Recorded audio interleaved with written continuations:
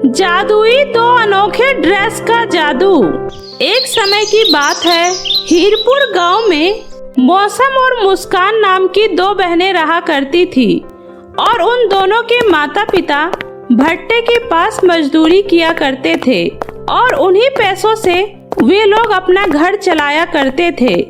लेकिन एक दिन जब उसके माता पिता भट्टे में ईंट डाल रहे होते हैं, तभी अचानक उस भट्टे की आग बढ़ जाती है और उनके माता पिता उसी भट्टे की आग में जलकर मर जाते हैं, जिसकी वजह से वे दोनों बहनें अब अनाथ हो जाती है और अपने माता पिता के मर जाने के बाद उनके घर में कमाने वाला कोई नहीं बचता है। दीदी, हमारे माता पिता हमें छोड़कर क्यों चले गए? वो हमें ऐसे छोड़कर भला कैसे जा सकते हैं दीदी? नहीं मेरी बहन, ऐसे दुखी नहीं होते। हमारे माता पिता हमें छोड़कर कहीं नहीं गए हैं। वो भगवान जी के पास जाकर हमें ऊपर से देख रहे हैं, इसलिए अब तुम खुश होकर खाना खा लो, वरना उन्हें अच्छा नहीं लगेगा। एक दिन उसके घर का मकान मालिक रविकांत उनके घर आता है और कहता है, सुनो तुम दोनों, अगर आज तुम दोनों ने मुझे मेरे पैसे नहीं दिए तो मैं तुम दोनों को यहाँ से धक्के मारकर निकाल दूंगा। मेरा घर कोई अनाथ आश्रम नहीं है जिसमें तुम दोनों मुफ्त में रहोगी, इसलिए चुपचाप तुम मुझे मेरा किराया दे दो, वरना ये मेरा घर खाली करो अभी और जहाँ जाना है वहाँ जाकर रहो। पर काका, आप हमें इस तरह घर से मत निकालिए। हम लोग भला कहाँ जाएंगे, क्या करेंगे? इसलिए आप हमें इस घर से मत निकालिए काका। अरे, मेरा घर कोई अनाथ आश्रम नहीं है। कितनी बार कहूँ तुम दोनों को, मेरी बात समझ में नहीं आ रही। और इतने दिनों से तुम लोग यहाँ पर मुफ्त में ही रह रही हो, लेकिन अब मैं और तुम लोगों को नहीं झेल सकता, इसलिए तुम दोनों अभी के अभी यहाँ से निकल जाओ। यह सुनकर दोनों बहनें उसी समय रोते हुए उस घर से चली जाती है और चलते चलते उन दोनों बहनों को बहुत ही थकान हो जाती है, लेकिन उन्हें अपने रहने के लिए कोई व्यवस्था नहीं मिलती है। इसलिए वो दोनों बहनें सड़क के किनारे ही सोकर किसी तरह से रात गुजार लेती है और अगले दिन मुस्कान अपनी बहन से कहती है, दीदी, मैंने कल से कुछ नहीं खाया है, इसलिए मुझे बहुत तेज भूख लग रही है, इसलिए आप मुझे कुछ खाने के लिए दे दो दीदी। मुस्कान, तू थोड़ा सा और इंतजार कर ले मेरी बहन, मैं जल्दी ही कुछ खाने का इंतजाम करती हूँ। उसी समय वो दोनों बहनें वहाँ से आगे बढ़ने लगती है और आगे चलकर उन्हें कुछ मजदूर काम करते हुए दिखाई देते हैं और वह दोनों बहनें वहाँ पर जाकर वहाँ के ठेकेदार से कहती है, साहब, क्या आप मुझे यहाँ पर कुछ काम दे सकते हैं? काम चाहे कैसा भी होगा, मैं सब कर लूँगी, क्योंकि मुझे इस समय पैसों की बहुत जरूरत है। मेरी बहन ने 2 दिनों से कुछ नहीं खाया है, उसे बहुत भूख लगी है, तो कृपया कर आप मुझे यहाँ पर कुछ काम दे दीजिए, आपकी बहुत मेहरबानी होगी। सुनो बेटी, तुम लोग अभी बहुत छोटे हो, इसलिए तुम यहाँ पर काम नहीं कर सकते, क्योंकि ये सब काम बहुत मेहनत का है। इसलिए ये कुछ पैसे ले लो और अपनी बहन को खाना खिला देना। नहीं नहीं साहब, मैं यह पैसे नहीं ले सकती। मैं अपनी बहन को अपनी मेहनत से खाना खिलाना चाहती हूँ, यूँ भीख लेकर नहीं। इसलिए कृपया कर आप मुझे कुछ काम ही दे दीजिए। अच्छा ठीक है, तुम अंदर जाकर काम कर सकती हो और शाम होने पर मुझसे अपनी मेहनत का पैसे ले लेना। आपका बहुत बहुत शुक्रिया साहब। मुस्कान, तुम यहीं बाहर बैठो, मैं जल्दी से काम खत्म करके आ जाऊंगी, फिर मैं तुम्हें पेट भरकर खाना खिलाऊंगी, ठीक है? इतना कहकर मौसम मुस्कान को वहीं बाहर बैठाकर अंदर जाकर मजदूरी करने लग जाती है और पूरे दिन मेहनत करने के बाद मौसम को कुछ पैसे मिल जाते हैं और उस पैसों से मौसम सबसे पहले अपनी बहन के लिए खाना खरीद कर लाती है। दीदी, आप भी तो सुबह से इतनी मेहनत कर रही हो, इसलिए आप भी मेरे साथ खाना खाओ, आपने भी तो सुबह से कुछ नहीं खाया है। इस तरह दोनों बहनें मिलकर खाना खाती है और रात हो जाने के बाद दोनों बहनें अपने सोने के लिए जगह ढूंढने लगती है। तभी रास्ते में मौसम को अपने चाचा कन्हैया का घर दिखाई देता है और वे दोनों बहनें अपने चाचा के घर जाकर उन्हें सारी बातें बताती है। उसी समय कन्हैया कहता है, हे भगवान, शहर में मेरे भैया भाभी के साथ इतना कुछ हो गया और मुझे भनक तक नहीं पड़ी। अच्छा किया बिटिया जो तुम दोनों यहाँ चली आई। अब यहाँ तुम्हें कोई दिक्कत नहीं होगी, इसलिए अब तुम दोनों जाकर आराम करो। यह सुनकर दोनों बहनें अपने कमरे में चली जाती है, लेकिन इधर कन्हैया की पत्नी बिमला यह सब सुनकर कहती है, सुनिए जी, यह आपने क्या किया? उन दोनों अनाथ लड़कियों को अपने घर पर रख लिया। अरे मेरा घर कोई अनाथ आश्रम नहीं है जो जब मन करे कोई भी मुंह उठाकर यहाँ रहने चले आए। और वैसे भी तुमसे हमारा खर्चा तो उठाया नहीं जाता, तो उन दोनों को कहाँ से पालोगे? इसलिए तुम चुपचाप से उन लोगों को यहाँ से जाने के लिए कह दो, वरना मैं उन्हें धक्के मारकर घर से निकाल दूंगी। अरे बिमला, यह तुम कैसी बातें कर रही हो? अब भला मैं इतनी रात में उन लोगों को कैसे घर से बाहर निकाल सकता हूँ? तुम सुबह होने दो, मैं कुछ करता हूँ। बिमला और कन्हैया की यह सब बातें मौसम और मुस्कान सुन लेती है और वह उसी वक्त अपने चाचा के घर से चली जाती है और चलते चलते वे लोग एक जंगल में पहुंच जाती है। उसी वक्त मुस्कान रोते हुए कहती है, दीदी अब हम लोग क्या करेंगे? कहाँ रहेंगे? हमारा तो कोई घर भी नहीं है यहाँ पर, अब कहाँ जाएंगे दीदी? मुस्कान, अब तो मुझे भी कुछ समझ में नहीं आ रहा है कि हम आगे क्या करेंगे। काश हमारे माता पिता जिंदा होते तो आज हमें यह दिन नहीं देखना पड़ता मेरी बहन। पर दीदी, आप तो कह रही थी हमारे माता पिता हमें छोड़कर कहीं नहीं गए, वो हमें भगवान जी के पास से देख रहे हैं, तो क्या उन्हें हमारी ऐसी हालत दिखाई नहीं दे रही? क्या उन्हें हमें देखकर हम पर तरस नहीं आ रहा? मुस्कान की ऐसी बातें सुनकर मौसम के भी आंखों में आंसू आ जाता है और वो कहती है, हाँ मेरी बहन। तो फिर माँ, पिताजी, आप लोग अगर हमें देख रहे हो तो आप लोग हमारी मदद क्यों नहीं करते? क्या आप लोगों को भी अपनी बेटियों पर तरस नहीं आ रहा? कुछ करो ना माँ। हाँ माँ, अब तो मुझसे भी यह सब बर्दाश्त नहीं हो रहा। अब मैं और यह सब नहीं सह सकती। आप प्लीज कोई तो रास्ता दिखाइए माँ। दोनों बहन को यूं रोता देख वहाँ पर एक परी प्रकट होती है और दोनों बहनों से कहती है, मौसम, मुस्कान, अब तुम लोगों को परेशान होने की जरूरत नहीं है। मैं परी लोग से यहाँ तुम्हारी मदद करने के लिए आई हूँ और मुझे खासकर तुम्हारे माता पिता ने तुम्हारी मदद के लिए भेजा है। क्या आप सच कह रही हैं परी जी? हाँ सच में। परी जी, क्या सच में आपको हमारी माँ ने भेजा है? हाँ, मुझे यहाँ पर तुम्हारी माँ ने ही भेजा है, क्योंकि उन्हें तुम लोगों की बहुत ही चिंता होती है, इसलिए उन्होंने मुझे यहाँ तुम्हारी मदद करने के लिए भेजा है। तो इसलिए बताओ मैं तुम्हारी क्या मदद कर सकती हूँ? उसके बाद मौसम और मुस्कान उस परी को अपनी सारी परेशानी के बारे में बताती है। परी जी, हमारे पास ना तो रहने के लिए कोई घर है और ना ही खाने के लिए पैसे हैं, इसलिए अब आप ही हमारी कुछ मदद करिए। अब तुम लोगों को परेशान होने की कोई जरूरत नहीं है। ये लो, ये जादुई अनोखा ड्रेस है। इस ड्रेस से तुम जो कुछ भी मांगोगी वह सब तुम लोगों को मिल जाएगा। इसलिए अब तुम दोनों बहनों को दुखी या परेशान होने की जरूरत नहीं है। तुम इस ड्रेस की मदद से अपनी जिंदगी खुशी से जी सकोगी। ठीक है, अब मैं चलती हूँ, तुम दोनों अपना ख्याल रखना। इतना बोलकर वह परी दोनों को जादुई अनोखा ड्रेस देकर वहाँ से गायब हो जाती है। उसी समय मौसम अपनी ड्रेस को पहनकर कहती है, हे जादुई ड्रेस, हमें एक बड़ा सा घर दे दो। मौसम के इतना कहते ही वहाँ पर एक बड़ा सा घर बन जाता है और फिर इसी तरह दोनों बहनें अपने उस जादुई ड्रेस से जरूरत की सारी चीजें मांगती है और ऐसे ही दोनों बहनें बहुत ही अमीर हो जाती है।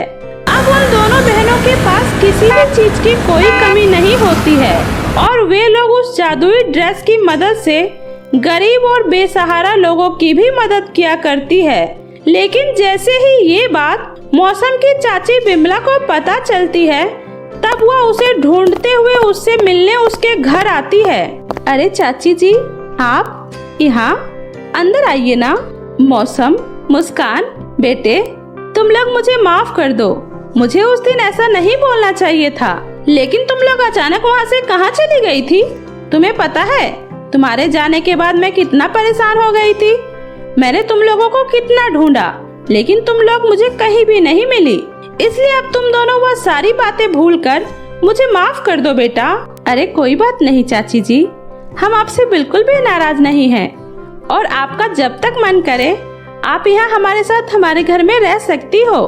तभी रात में मौसम और मुस्कान के सो जाने के बाद उसकी चाची चुपके से उसके कमरे में जाकर उसकी वह जादुई अनोखा ड्रेस चुरा लेती है और वहाँ से चुपके से जाने लगती है। तभी बिमला के सर पर खूब सारे पत्थर गिरने लग जाते हैं और बिमला तेज तेज चिल्लाने लगती है। अपनी चाची की आवाज सुनकर दोनों बहनों की नींद खुल जाती है और वे लोग बाहर आकर कहती है, अरे चाची जी, यह क्या हो रहा है और यह हमारी ड्रेस यहाँ कैसे आई? मुझे माफ कर दे बेटी, मैं अपने लालच में आकर तुम्हारी जादुई ड्रेस चुराकर यहाँ से जा रही थी, जिसकी वजह से मेरी यह हालत हो गई। इसलिए मुझे माफ कर दे बेटी और अपने इस जादुई ड्रेस को बोलकर यह सब रुकवा दे, वरना ये जादुई ड्रेस मुझे मार डालेगी। मैं तेरे आगे हाथ जोड़ती हूँ बेटी। हे जादुई ड्रेस, तुम लोग अब रुक जाओ और मेरी चाची को माफ कर दो और उन्हें यहाँ से जाने दे दो। मुस्कान के इतना कहते ही पत्थर बरसने बंद हो जाते हैं और उसकी चाची वहाँ से डरकर उल्टे पांव भाग जाती है और अब वह उन दोनों बहनों को परेशान करने के लिए कभी भी वापस नहीं आती है। और अब दोनों बहनें खुशी खुशी जादुई ड्रेस के साथ रहने लगती है। तितली बनी एक प्यारी राजकुमारी। एक बार की बात है, बहुत दूर के राज में एक रानी रहती थी जिसके 3 बेटे थे, एरिक, रोहन और एंथनी। रानी को हमेशा ही अपने तीनों बेटों की शादी की बहुत ही फिक्र लगी रहती थी। एक बार रानी अपने शाही गुरुमा को अपने कक्ष में बुलाती है। आपने मुझे याद किया महारानी? हाँ गुरुमा, मुझे आपसे कुछ जरूरी बात करनी है। आइए बैठिए। गुरुमा, आपको तो पता ही है अब मैं पहले की तरह नहीं रही। उम्र के इस पड़ाव में कब आंखें बंद हो जाए कुछ पता नहीं।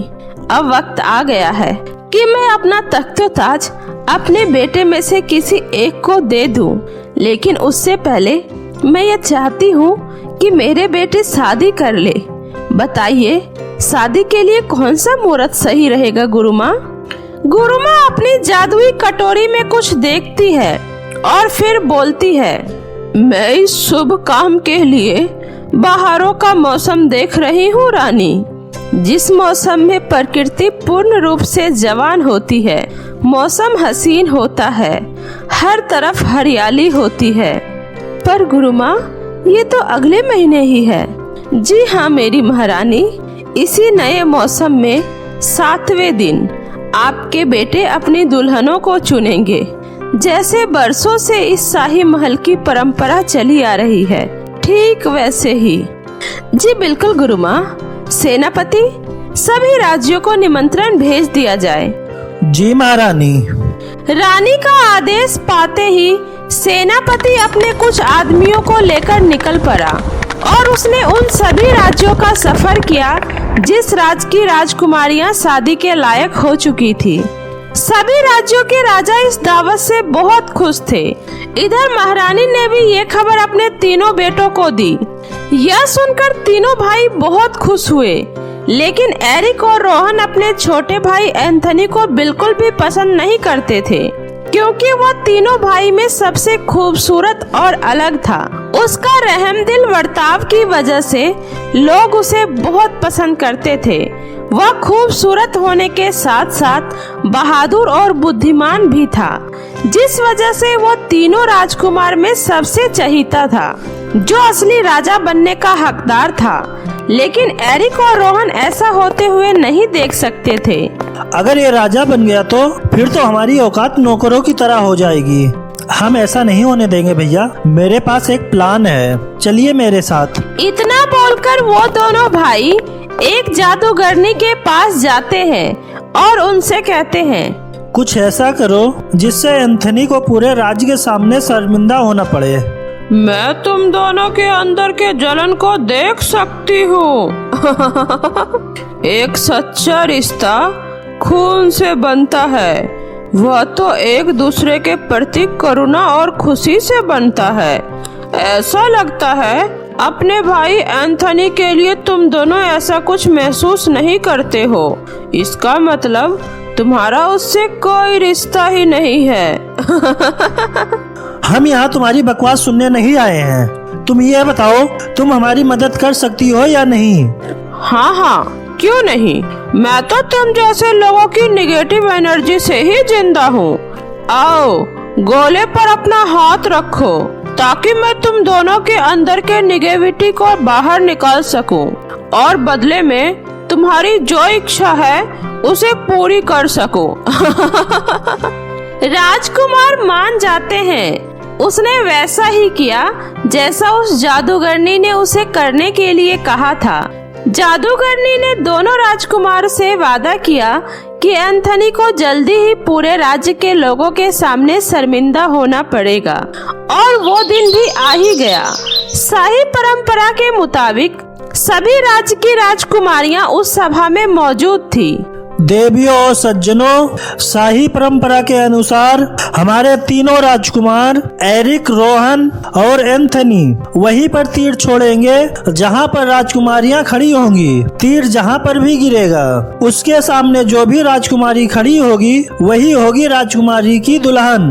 प्यारी राजकुमारियों, मैं आप सबकी बहुत इज्जत करती हूँ। अगर आप में से कोई भी अपनी मर्जी के खिलाफ यहाँ पर आए हैं तो सामने आ जाए। मैं उनके फैसले का तहे दिल से सम्मान करूंगी। लेकिन कोई भी राजकुमारी सामने नहीं आती है। वो सब राजकुमारी अपनी मर्जी से वहाँ आई थी। चलो ठीक है, कार्य को आरंभ किया जाए। एरिक, पहले तुम्हारी बारी है बेटा।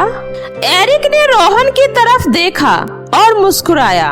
उसने अपना कमान उठाया और आसमान की तरफ तीर चला दिया। तीर हवा में उड़ते हुए रामगढ़ की राजकुमारी के सामने जा गिरा। अब रोहन की बारी थी। उसका तीर सीधा पाखों की राजकुमारी के सामने जा गिरा। अब सबसे आखिरी में एंथनी की बारी थी। एंथनी ने सबसे पहले अपनी माँ की तरफ देखा और सर झुकाया। फिर वह कमान में से तीर निकाला और आसमान में छोड़ दिया। लोग खुशी के मारे चिल्ला रहे थे।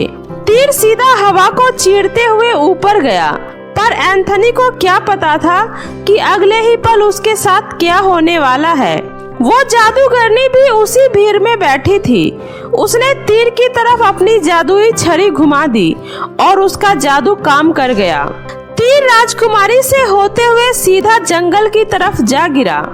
जब सभी लोग तीर को ढूंढने जंगल की तरफ गए तो उन्होंने देखा कि तीर की नोक पर एक तितली बैठी है। अरे ये क्या? राजकुमार एंथनी को अब एक तितली से शादी करनी पड़ेगी? नहीं, ऐसा हरगिज नहीं हो सकता। माँ, हम अपने शाही रिवाजों के लिए जाने जाते हैं। हमें इसे पूरा करना ही होगा। ये आपकी और हमारे राज्य की इज्जत का सवाल है। उसके बाद महारानी राजी हो जाती है। तभी एंथनी आगे आता है और बोलता है, माँ, मैं अपनी शाही रिवाजों की इज्जत करता हूँ। मैं इस रिवाज को निभाऊंगा और मैं इस तितली को ही अपना हमसफर बना लूंगा। पर बेटे। माँ, लोग आपकी इज्जत करते हैं। मैं आपकी या इस राज्य की शान को कभी कम नहीं होने दूंगा। फिर क्या था? एंथनी तितली को अपने साथ महल में ले आया। दिन गुजरे। एरिक और रोहन तो शान से अपनी बीवियों के साथ घूमते फिरते, लेकिन इधर एंथनी की जिंदगी पूरी तरह से बदल गई। वह जहाँ कहीं भी जाता लोग उसके पीछे बातें बनाते और उस पर हंसते, लेकिन एंथनी ने उस तितली को कभी अकेला नहीं छोड़ा। वो जहाँ कहीं भी जाता तितली को हमेशा साथ लेकर जाता। पर जैसे जैसे वक्त गुजरता रहा, राजकुमार एंथनी को भी अब हर जगह अपने साथ तितली को ले जाने में शर्म महसूस होने लगी। पड़ोसी राज्य के राजकुमार और राजकुमारियां महफिलों और पार्टियों में एंथनी से दूरी बनाकर रखते थे और कोई भी उससे बात नहीं करता था। इस रवैये को देखते हुए एंथनी ने एक दिन बिना तितली को साथ लिए महफिल में जाने का फैसला किया। मुझे माफ करना, पर मैं अब ये और नहीं कर सकता। मैं तुम्हें हर जगह अपने साथ नहीं ले जा सकता। तुम जब तक चाहो इस महल में रह सकती हो। एंथनी जब बिना तितली के महफिल में पहुंचा तो उसे एक परी सी बहुत ही खूबसूरत लड़की दिखी, जो दुनिया की सबसे खूबसूरत लड़की थी। एंथनी उसे देखकर देखता ही रह गया। क्या आप मेरे साथ डांस करोगी? उस लड़की ने कोई जवाब नहीं दिया, बस अपना हाथ उसके हाथ में देकर उसके साथ नाचने लगी। एंथनी आज बहुत खुश था कि वह इतनी खूबसूरत लड़की के साथ डांस कर रहा है। तुम्हारा क्या नाम है? उस लड़की ने कोई जवाब नहीं दिया। उसके आंखों में आंसू थे और वह वहां से चली गई। एंथनी आज जब घर पर आया तो वह उसी लड़की के बारे में सोच रहा था। उसने आज तितली की तरफ देखा तक नहीं। क्या वो एक राजकुमारी है? अगर है भी तो वह किस राज की राजकुमारी हो सकती है? अगले दिन एंथनी फिर से उस महफिल में उसी उम्मीद से गया कि शायद वह लड़की उसे दोबारा मिल जाए। वह वहां जाकर उस लड़की से मिलकर बहुत ही ज्यादा खुश हुआ। मुझसे कल कोई अनजाने में भूल हो गई क्या? तुम्हारे ख्यालों में कल मुझे नींद नहीं आई? कुछ तो बोलो, ऐसे चुप ना रहो। यह सुनकर उस राजकुमारी की आंखों में फिर से आंसू आ गया और वह बोली, मेरा नाम हिना है। हिना, मैं तुम्हें बहुत पसंद करने लगा हूँ। मैं तुम्हारे बिना नहीं रह सकता। पर तुम्हारी जिंदगी में तो पहले से ही कोई है ना? नहीं, वो तो एक बहुत बुरा मजाक था जो मेरी किस्मत ने मेरे साथ किया। फिर भी मैंने उसे निभाया है। जब से तुम्हें देखा है मैं किसी चीज के बारे में सोच ही नहीं पा रहा हूँ। ठीक है, जाओ, पहले अपने साथी को वहीं छोड़ दो जहाँ से तुमने उसे चुना था। फिर मैं हमेशा के लिए तुम्हारी हो जाऊंगी। सच में? मैं अभी जा रहा हूँ। उस रात एंथनी घर आकर उस तितली को लेकर उस जंगल में छोड़ने गया जहाँ से वह उसे लेकर आया था। पर जैसे ही उसने उसे नीचे रखा, तितली में से एक तेज रोशनी हुई और वह एक खूबसूरत लड़की में बदल गई। राजकुमारी हिना? हाँ, मुझे लगा तुम बाकी लोगों से बहुत ही अलग हो, लेकिन तुम भी उन्हीं लोगों में से हो। मैं कुछ समझा नहीं। क्या तुम ही तितली थी? हाँ, ये एक इम्तिहान था जिसमें तुम फेल हो गए। हालांकि कोई तितली से प्यार करे, मैं ये नहीं कहती, लेकिन मुझे तुमसे ये उम्मीद नहीं थी कि तुम उस तितली को खुद से कभी अलग करोगे। तुम बदल चुके हो एंथनी, तुम्हारा दिल बदल गया है। तुम भी बाकी लोगों की तरह ही स्वार्थी हो गए हो। मेरे दिल में तुम्हारे लिए बहुत प्यार है, पर अब हम कभी साथ नहीं रह सकते। इतना बोलकर वह तितली बनकर वहाँ से उड़ गई। नहीं हिना, मुझे माफ कर दो। मेहरबानी करके वापस आ जाओ। राजकुमार बिलख बिलख कर रोने लगा, पर बहुत देर हो चुकी थी। वह उस पेड़ के नीचे बैठकर रोता रहा और माफी मांगता रहा। 10 दिन और 10 रात वह बिना कुछ खाए पिए उसी पेड़ के नीचे बैठा रोता रहा। उसका चेहरा फीका और बेजान पड़ गया, पर वह बार बार एक ही बात बोलता रहा, माफी, प्लीज मुझे माफ कर दो। तभी हिना वहाँ आई और उसे उठाया। हिना, तुम वापस आ गई? कैसे नहीं आती? आखिर तुम्हारा प्यार सच्चा है और मैं ये जान चुकी हूँ। और फिर उसके बाद हिना और एंथनी एक दूसरे से शादी करके खुशी खुशी राजमहल में रहने लगे। तो मेरे प्यारे दोस्तों, कैसी लगी आपको मेरी ये कहानी? मुझे कमेंट करके जरूर बताएं। कहानी अच्छी लगी हो तो इसे अपने दोस्तों के साथ भी शेयर करें। और हाँ दोस्तों, अगर आपने अब तक मेरे चैनल जादुई टीवी को सब्सक्राइब नहीं किया है तो जल्दी से नीचे लाल बटन दबाकर अभी सब्सक्राइब कर ले। तो मिलती हूँ ऐसे ही फिर किसी नई मजेदार जादुई कहानी के साथ। तब तक अपना ध्यान रखें। बाय बाय दोस्तों।